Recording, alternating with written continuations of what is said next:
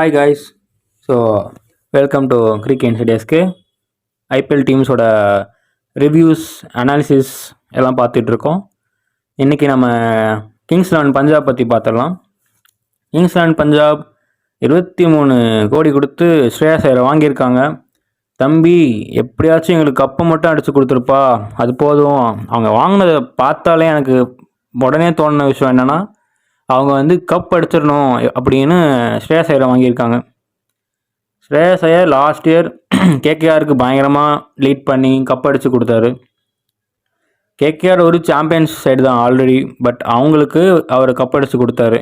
இப்போ இவருக்கு மிகப்பெரிய ஒரு சேலஞ்சாக இருக்க போது, முடியுமா இவரால் பஞ்சாப் டீமுக்கு கப் அடித்து கொடுக்க முடியுமா அப்படின்றது ஒரு பெரிய கொஷின் மார்க் தான்.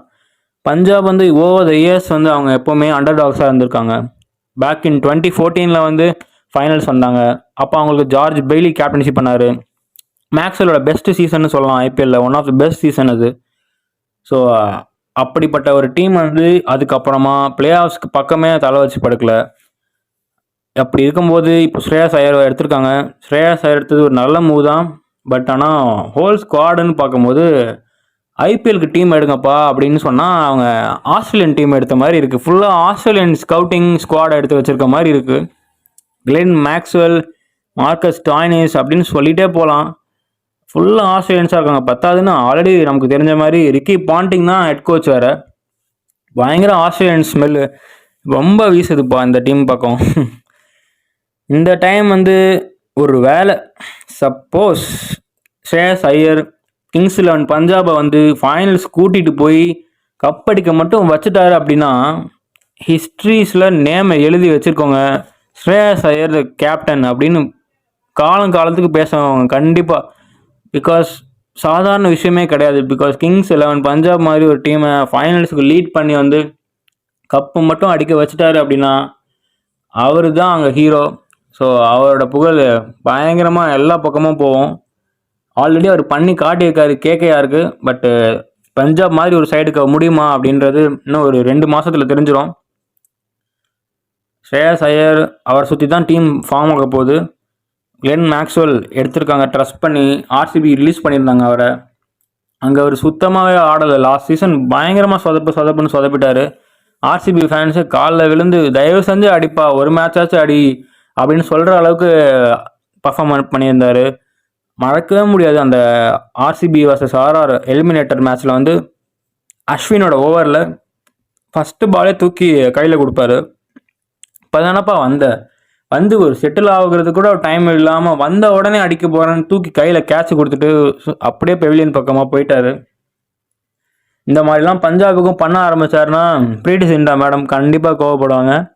மேக்ஸ்வெல் நம்பி எடுத்திருக்காங்க. அவர் பர்ஃபார்ம் பண்ணார்னா ஒரு நல்ல டீம் ஒரு நல்ல ஒரு பொசிஷனில் இருக்கும் கண்டிப்பாக.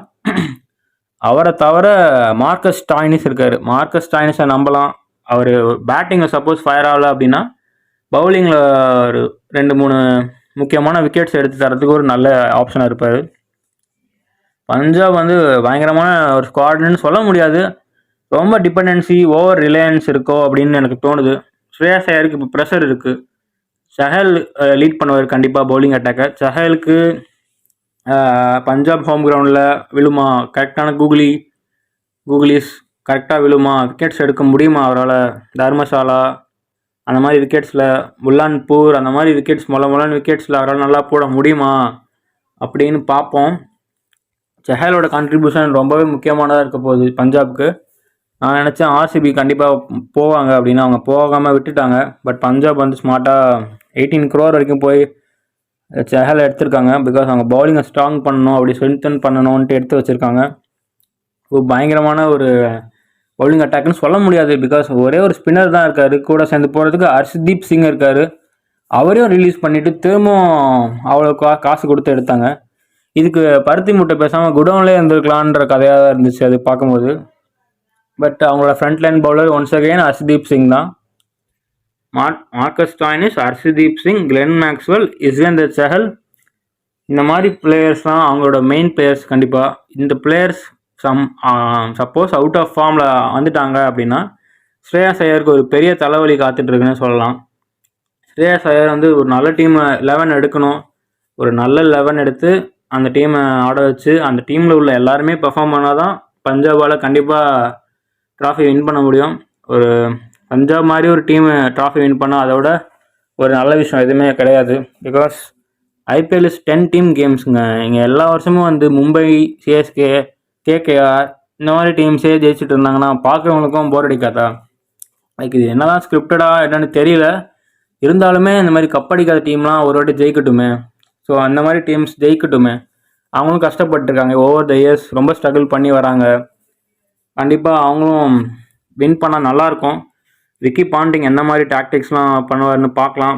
பட் அவர் அட்டாக்கிங் கோச், அவர் ஃபியர்லெஸ்ஸான ஒரு அட்டாக்கிங் கோச். ஃபாஸ்ட் பவுலர்ஸ்னு பார்க்கும்போது மார்க்கோ யான்சன், அதுக்கப்புறம் அவர் ஹர்ஷ்தீப் கூட கம்பைன் பண்ணி போடலாம். 2 லெஃப்ட் ஹேண்ட் ஆப்ஷன் இருக்குது அவங்களுக்கு. அவங்க கூட வந்து ஆல்ரெடி மிடில் ஆர்டரில் கொஞ்சம் செட்டில்டாகவே இருக்குது. சசாங் சிங் இருக்கட்டும், பண்ணி கொடுத்தாரு சிங்கிள் ஹேண்டடாக. சசாங் சிங் ஒரு செம்மையான ஒரு ஃப்யூச்சர் டேலண்ட்டு. அவரை அவங்க நல்லா குரூம் பண்ணி வச்சுருக்காங்க. அவரோட சேர்ந்து மற்ற பேட்ஸ்மேன்ஸும் நல்லா ஃபயர் ஆனாங்கன்னா ஒரு நல்ல பேட்டிங் ஆர்டராக இருக்குது. லாக்கி ஃபெர்ஜூசனும் இருக்கார் கூட. ஸோ லாக்கி ஃபெர்ஜூசனால் நல்ல ஒரு ஃபைட் கொடுக்க முடியுமான்னு தெரில. லாக்கி ஃபெர்ஜூசன் ஒரு ஆன் அண்ட் ஆஃபாக இருந்த லாஸ்ட் சீசன் ஆர்சிபிக்கு மேபி சின்னசாமி கிரவுண்டில் அவரால் நல்லா போட முடியல. அது ஒரு ரீசன். பிகாஸ் பட்டாலே 6-4 போயிடும் ப்ராக்டிஸ் பிச்சர்ஸில். பட் பஞ்சாபுக்கு ஒரு டிஃப்ரென்ஸ் க்ரியேட் பண்ண முடியும்னு எனக்கு தோணுது. லாக்கி ஃபெர்ஜூசன் ஒரு நல்ல பவுலர் கண்டிப்பாக. ஸோ 4 ஓவர்சீஸ் எப்படி எடுக்க போகிறாங்கன்னு அது ஒரு தலைவலி. பிகாஸ் நிறையா ஓவர்சீஸை போட்டு வச்சுருக்காங்க டீம் ஃபுல்லாக. எக்கச்சக்க ஓவர்சீஸ் வச்சுருக்காங்க. Maxwell, Marcus Stoinis, Josh Inglis, Marco Jansen, இந்த மாதிரி நிறையா பிளேயர்ஸ் வச்சுருக்காங்க. ஸோ எந்த ஓவர்சீஸ் பிளேயரை வந்து ஆட வைக்க போகிறாங்கன்றது ஒரு முக்கியமான விஷயமா இருக்கும். பஞ்சாப் பிளேயர்ஸ் வந்தால் நல்லாயிருக்கும். பிகாஸ் ஆஃப்டர் லாங் டைம் அவங்களுக்கு ஒரு நல்ல பிரேக் த்ரூ சீசனாக இருக்கணும்னு நான் ஹோப் பண்ணுறேன். Chahal combined with all the other bowlers, the bowling unit looks குட்னு சொல்லலாம். பட் ஆன் த பேப்பர் நல்லா இருக்காங்க. ஒரு 6.5 கொடுப்பேன் இவங்களோட பேட்டிங் ஆர்டருக்கு 10க்கு. பவுலிங்க்கு 7 கொடுக்கலாம். பிகாஸ் சஹலை சுற்றி இருக்கிறாங்க, ஒரு எக்ஸ்பீரியன்ஸ்டான பவுலர்ஸ் இருக்கிறாங்க. அவங்களால டெலிவரி பண்ண முடியுமான்னு பார்ப்போம். அண்ட் வைசாக் விஜயகுமாரும் இருக்கார். அவர் ஒரு நல்ல எக்ஸ்பீரியன்ஸ்டு பவுலர் தான். ஒரு யங்ஸ்டர், கர்நாடகாவை சேர்ந்தவர். ஆர்சிபியில் நல்லாவே பர்ஃபார்ம் பண்ணியிருக்காரு. ஆர்சிபி எதுக்கு விட்டாங்கன்னு தெரில. அது ஒரு இன்னொரு கேள்விக்குறி.